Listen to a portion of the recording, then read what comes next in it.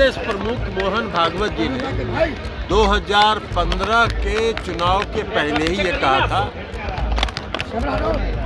कि आरक्षण व्यवस्था पर पुनर्विचार करना है। और उसी समय हम लोगों को लग गया था कि भारतीय जनता पार्टी का एजेंडा है इस देश में आरक्षण व्यवस्था को समाप्त करना। और 2022 में एक नई साजिश हुई और उस नई साजिश के तहत नगर निकाय में आरक्षण व्यवस्था समाप्त करने का निर्णय लिया गया।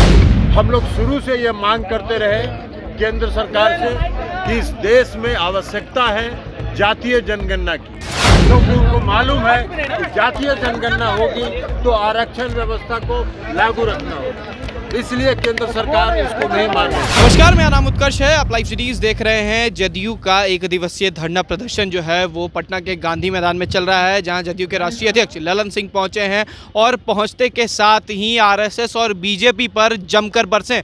अपने बयान में उन्होंने साफ कह दिया है कि आरएसएस संघ के जो प्रमुख हैं मोहन भागवत, वही कह रहे थे कि ये जो चुनाव होते हैं निकाय चुनाव, उसको बदलने की ज़रूरत है। और उसके बाद ही हमें समझ में आ गया था कि यहाँ पर कुछ गड़बड़ी होगी। बीजेपी नहीं चाहती है कि लोगों को आरक्षण मिले। इतना ही नहीं, उन्होंने जातीय आधारित जनगणना की भी जिक्र कर दी है। क्या कुछ कह रहे हैं ललन सिंह, पहले आप सुने। देखिए,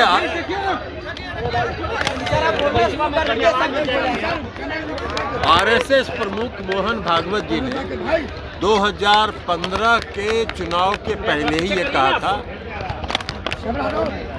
कि आरक्षण व्यवस्था पर पुनर्विचार करना चाहिए। आरक्षण व्यवस्था को फिर से सोचने की जरूरत है। और उसी समय हम लोगों को लग गया था कि भारतीय जनता पार्टी का एजेंडा है इस देश में आरक्षण व्यवस्था को समाप्त करना। और अभी जो नगर निकाय के चुनाव में अति पिछड़े वर्गों को जो बिहार में 20% का आरक्षण दिया गया, 2006 में पंचायती राज में दिया गया, 2007 में नगर निकाय में दिया गया, यह मामला पटना हाई कोर्ट और सुप्रीम कोर्ट तक गया। पटना हाई कोर्ट में भी और सुप्रीम कोर्ट में भी दोनों ने राज्य सरकार के इस कानून को वैध ठहराया। और उसके आधार पर 2007 में, 2012 में, 2017 में तीन चुनाव हो चुके इस आरक्षण व्यवस्था के तहत। और 2022 में एक नई साजिश हुई और उस नई साजिश के तहत नगर निकाय में आरक्षण व्यवस्था समाप्त करने का निर्णय लिया गया है। हाईकोर्ट के द्वारा एक निर्णय आया है और आयोग बनाने की बात हुई है। ये आयोग बनाना मामले को लटकाने जैसा है। हम लोग शुरू से ये मांग करते रहे केंद्र सरकार से कि इस देश में आवश्यकता है जातीय जनगणना की। हम लोगों ने लोकसभा में उठाया,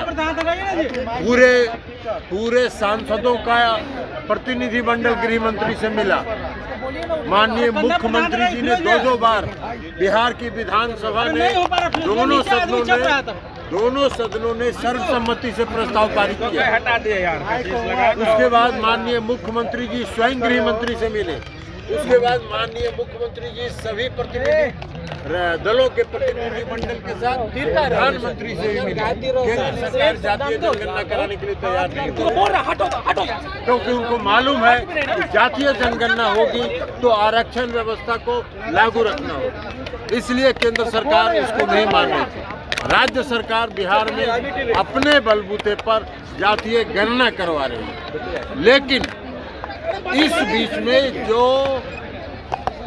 नगर निकाय में आरक्षण व्यवस्था समाप्त करने का उच्च न्यायालय का निर्णय आया है, 3 बार चुनाव हुआ वो। तो आपने सुना किस तरीके से ललन सिंह ने निकाय चुनाव पर बीजेपी सरकार पर जमकर बरसे और साथ ही साथ जिस तरीके से जातीय जनगणना को लेकर जब जेडीयू और राजद एक साथ थी उस समय भी बीजेपी अलग नजर आ रही थी, इसको लेकर भी वो साफ कह रहे हैं कि हमने प्रधानमंत्री से मुलाकात भी की, लेकिन उसके बाद भी प्रधानमंत्री ने साफ कह दिया कि यहाँ पर आरक्षण जातीय जनगणना नहीं होगा। लेकिन उसके बाद बीजेपी के कहने के बाद जेडीयू ने, यानी कि बिहार सरकार ने अपने पैसे से बिहार में जातीय जनगणना कराने की बात बात कही है तो कहीं ना कहीं ये जो जातीय की बात हो रही है, तो ये जो जिस तरीके से बिहार में धरना प्रदर्शन कर रहे हैं इसको लेकर साफ हो गया है कि अब जो है बीजेपी पर सवाल खड़ा कर रहे हैं। और साथ ही साथ ललन सिंह ये भी कह रहे हैं कि ये लोग जो हैं आरक्षण पिछड़ा को नहीं देना चाहते हैं। फिलहाल खबर में सिर्फ इतना ही। आप हमारे साथ बने रहे, हमारे चैनल को सब्सक्राइब नहीं किया तो जल्द से जल्द कर ले। बहुत बहुत धन्यवाद।